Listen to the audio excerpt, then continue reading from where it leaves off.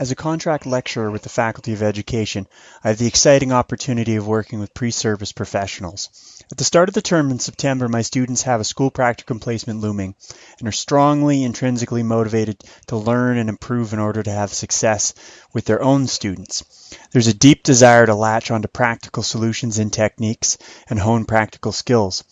However, I believe that effective teaching practices must be rooted in educational research, and I'm constantly striving to incorporate the most current research-based best practices into my teaching. A difficult hurdle is convincing my students that practical and research-based approaches can often be the same thing and should be complementary rather than at odds with one another. To bring these ends of the spectrum together, I follow the philosophy experience precedes understanding.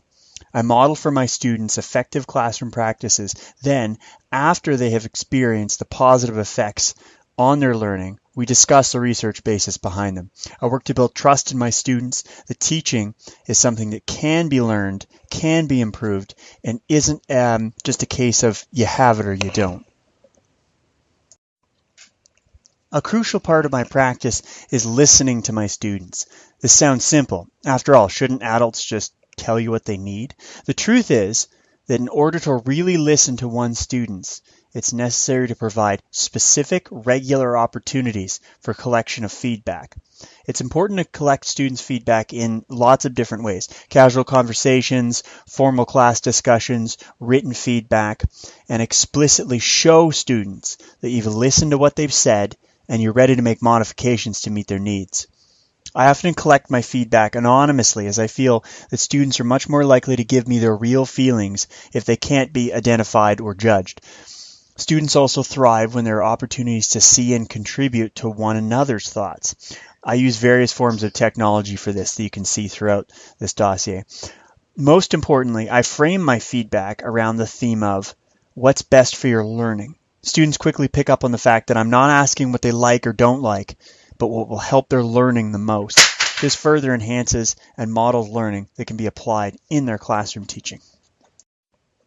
Although I've taught a variety of courses at the Faculty of Education, my main focus has been on science instruction courses. I focus on teaching science as inquiry and have my students use models of inquiry to plan and deliver learning opportunities based on asking interesting questions and then figuring out how to scientifically strive for answers. I place a strong emphasis on teaching critical thinking skills and leveraging social media and video clips into hooks for deep and meaningful lessons. In the B.Ed program, my time with my students is very brief. It's only 2 terms for full year courses or going to 4 terms for next year. Soon after leaving my learning community, many are going to be expected to run their own classrooms and meet the diverse and challenging needs of school children. It's incumbent upon me to help them move beyond being learners to being self-directed learners. So I place a great deal of emphasis on building professional self-direction, working with my students to learn about specific models of self-direction and helping them conduct their own major self-directed learning project. As educators in the field, they'll be expected to teach practically anything thrown their way and work with children that run the gamut of human personalities. Nothing is more important than the skill of being able to identify one's own burning questions and have the skills and confidence to be able to answer them. Finally, I care about my students as holistic people.